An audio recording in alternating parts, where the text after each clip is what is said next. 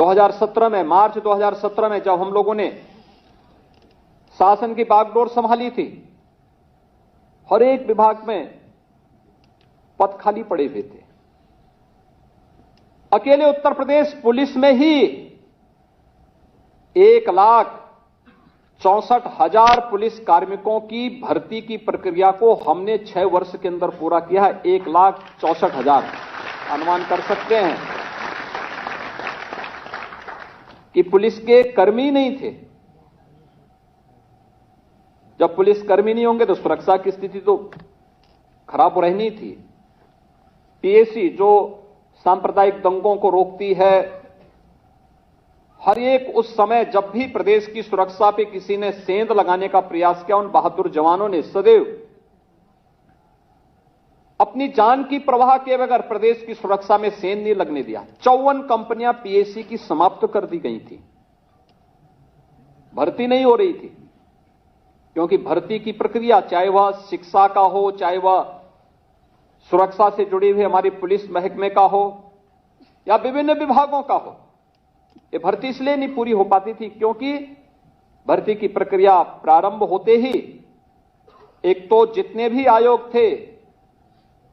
उन सभी चयन आयोगों के ऊपर प्रश्न चिन्ह लगे हुए थे। आप जैसे युवाओं को उस समय आंदोलन करना पड़ता था, 17 के पहले धरना प्रदर्शन, दुर्भाग्य से कुछ युवाओं को आत्महत्या तक करनी पड़ी थी क्योंकि चयन की प्रक्रिया पारदर्शी नहीं थी, ईमानदारी पूर्वक नहीं थी, भाई भतीजेवाद का बोलबाला था, पैसे का लेन देन होता था।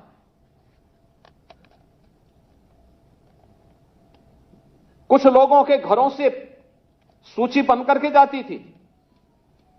जो योग्य लोग नहीं थे उन्हें आयोगों का अध्यक्ष बनाया गया था। जो स्वयं योग्य नहीं है वह आयोग का अध्यक्ष बनेगा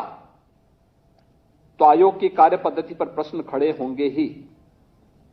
और पिछले 6 वर्ष के अंदर आपने देखा होगा किस पारदर्शी तरीके के साथ, क्योंकि हम लोगों ने पहले ही दिन इस बात को कह दिया था,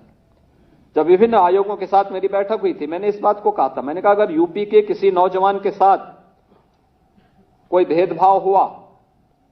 उसके जीवन के साथ खिलवाड़ हुआ, तो याद करना खिलवाड़ करने वाला अपनी पूरी जीवन फिर जेल के अंदर सड़ाएगा और जेल के अंदर हम उसे इस स्थिति में पहुंचाएंगे कि आने वाले समय में फिर वह उसके खानदान का कोई व्यक्ति सेवा में, शासकीय सेवा में या किसी इस प्रकार के आयोग में आने का फिर साहस नहीं कर पाएगा।